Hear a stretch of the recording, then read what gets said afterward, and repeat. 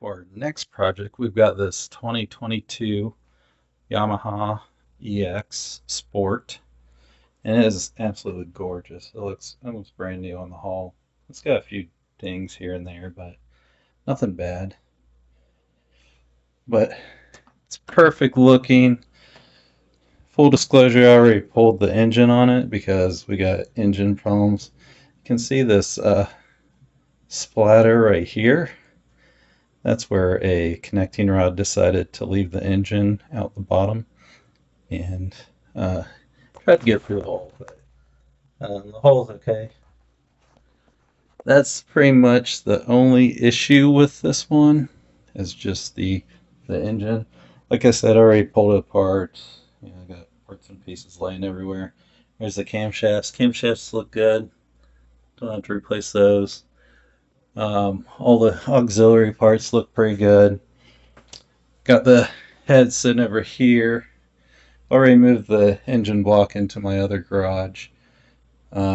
Next section, I'll show you some of the damage on the engine block and on the head, and we'll talk about where we go from here. All right, let's dig into the engine a little bit. Let's start with the head. Obviously, I've already pulled the head off. The top side looks pretty good. If you look closely, you'll see that these buckets sit a little lower than the rest of them. What that means is if we turn this over a little bit, you'll see that the valves are actually stuck open. So that means those valves are most likely bent. The rest of the valves look pretty good, but we'll do a thorough inspection on them. You also notice that right here on this cylinder, the coloring is pretty consistent. On this one, looks like something smacked it. And that something we'll find out is the piston. So see how the carbon is pretty consistent there. And then it's a little strange looking on this side. Means something's smacked the carbon off that section of the head. I think the head is most likely good. We'll do a closer look at it, but it looks pretty good. And then if we pan over to the engine, you'll see this piston looks pretty good. This piston looks pretty good. This one's a little cockeyed.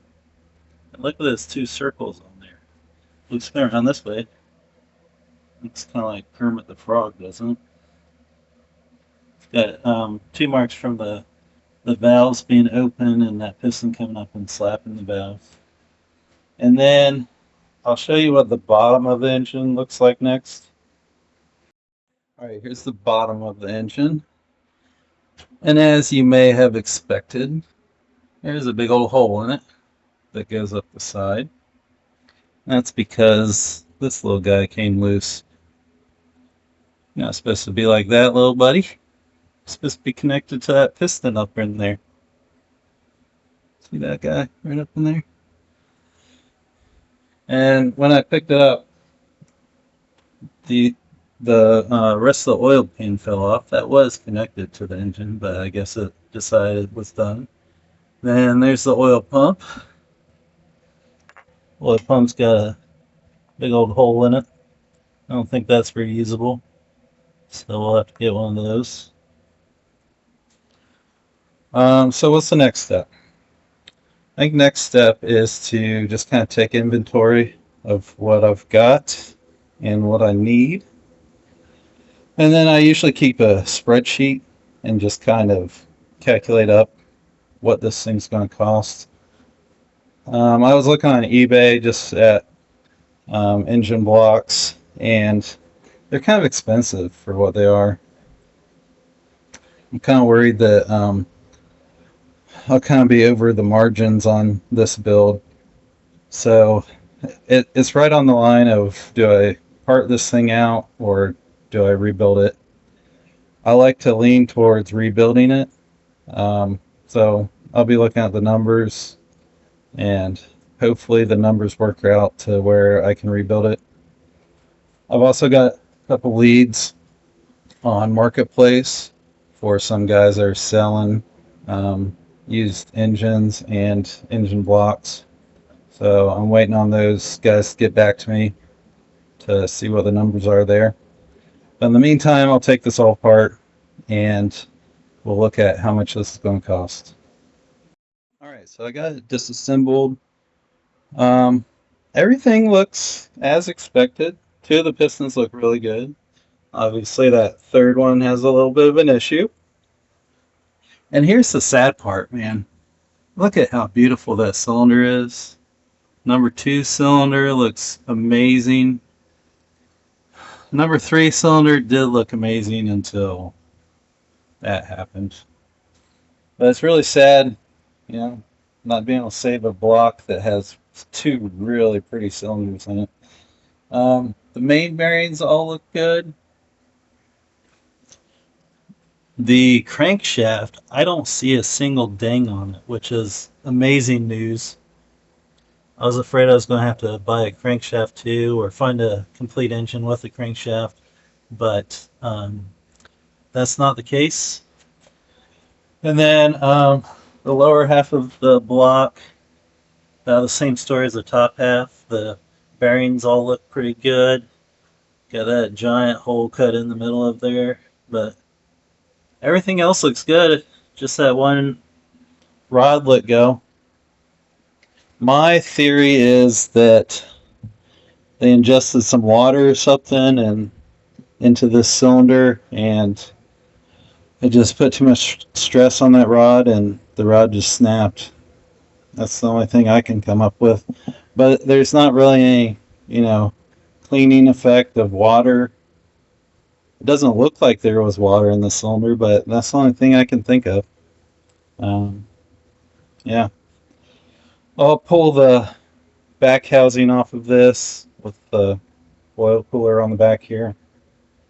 And then after that, I think I'll just go through and inventory what I have and then start ordering parts or figure out if it's worth it to order parts. I almost forgot, I need to inspect the head. As you can see, I pulled these 4 valves out. That's the bad cylinder.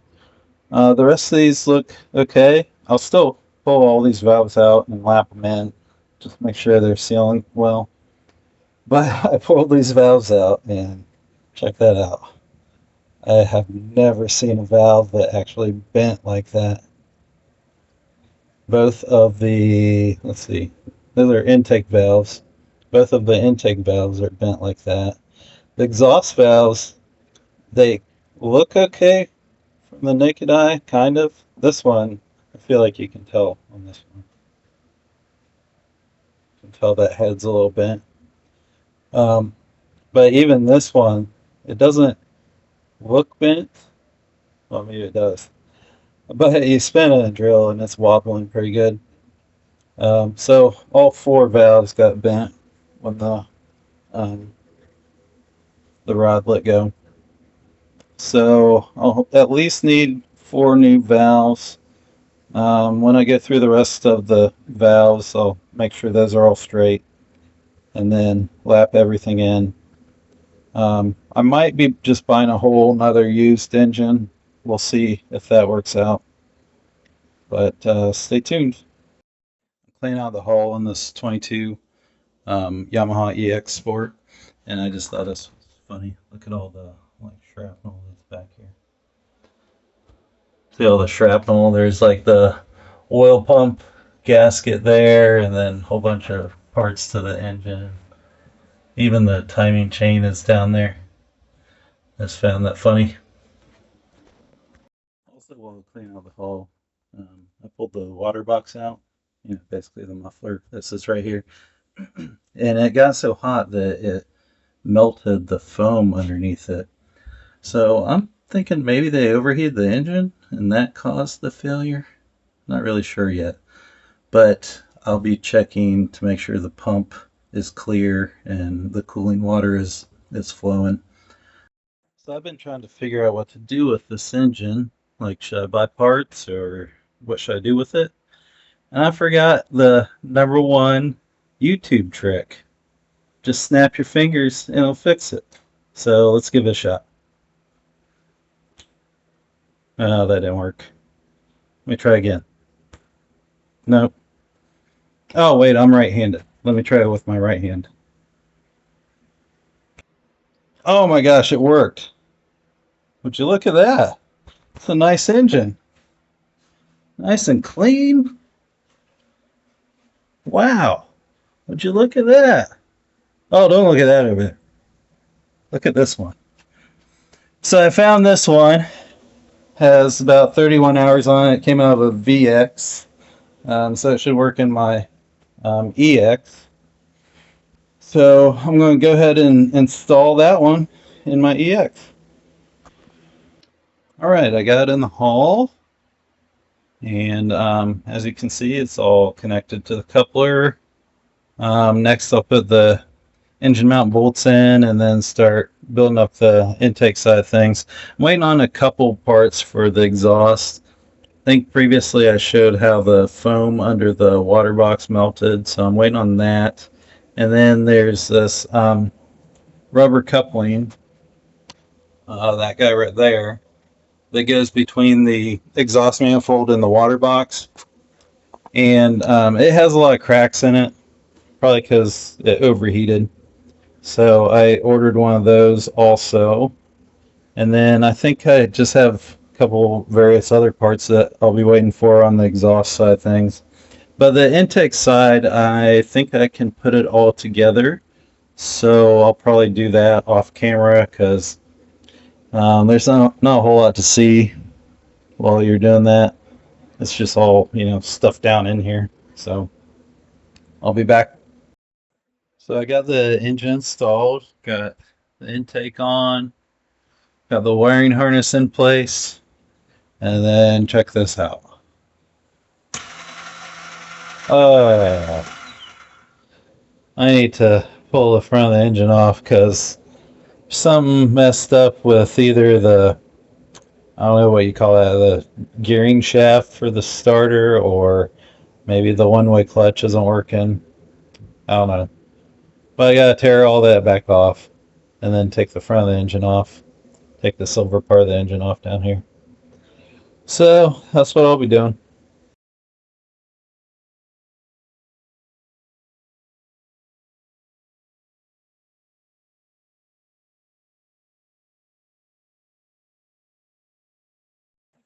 I've got the front cover off and I found something kind of weird. Like everything's in there. You can see the one-way clutch allows it to spin this way, but then I can't spin it, this way. Which means that, the starter should be spinning this way.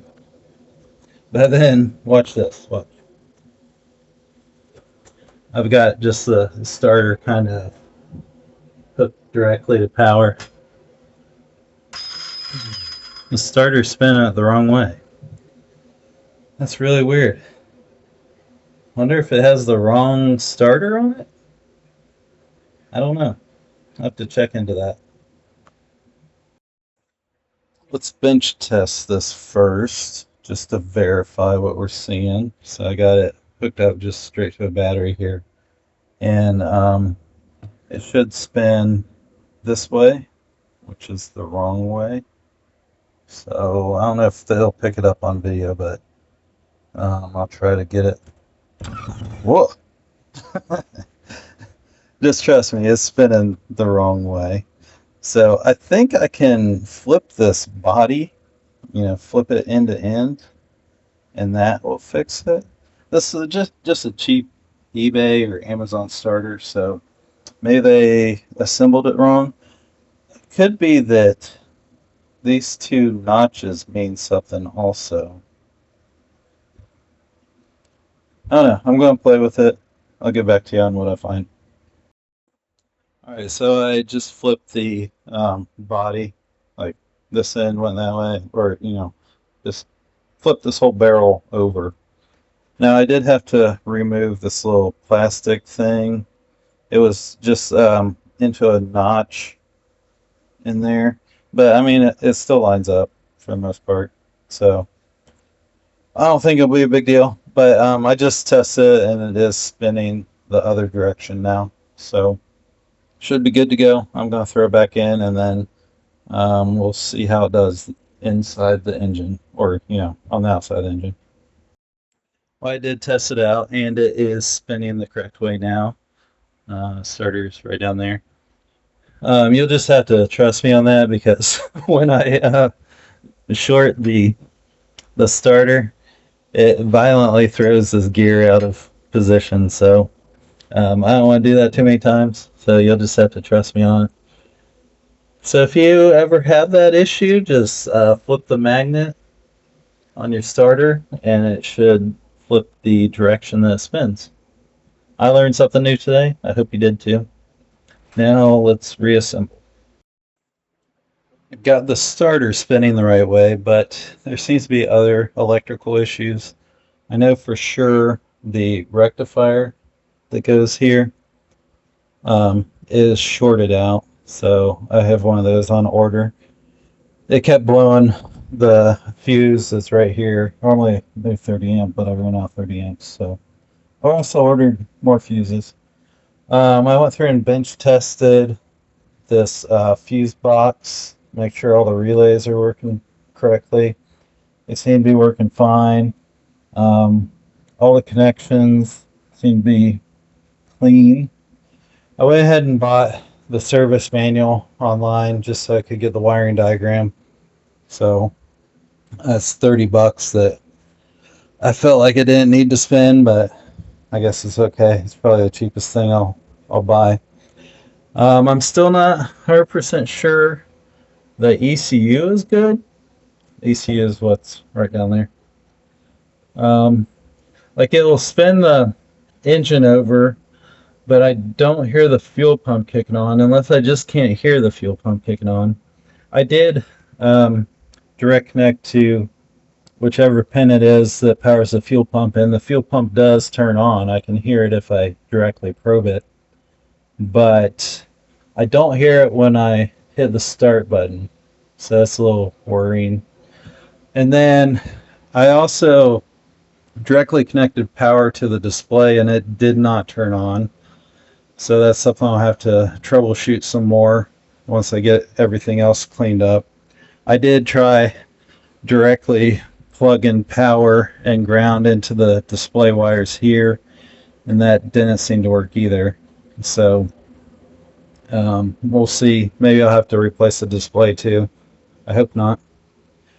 So that's the current status. Just waiting on some more electrical parts and some various exhaust parts. One thing on the exhaust that I'm going to show you. Hang on a second.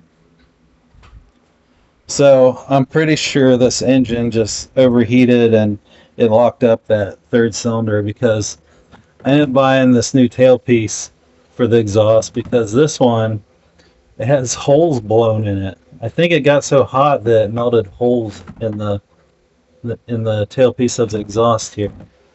So I'll have to replace that, which I already ordered a new one, so that's no big deal. And then I already showed you the foam.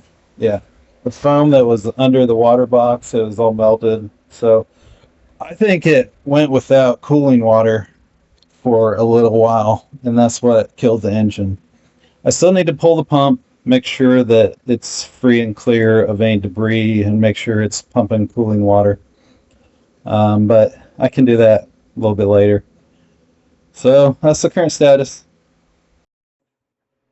Well, as you can see, I've finished my diagnosis and I've put the engine all back together.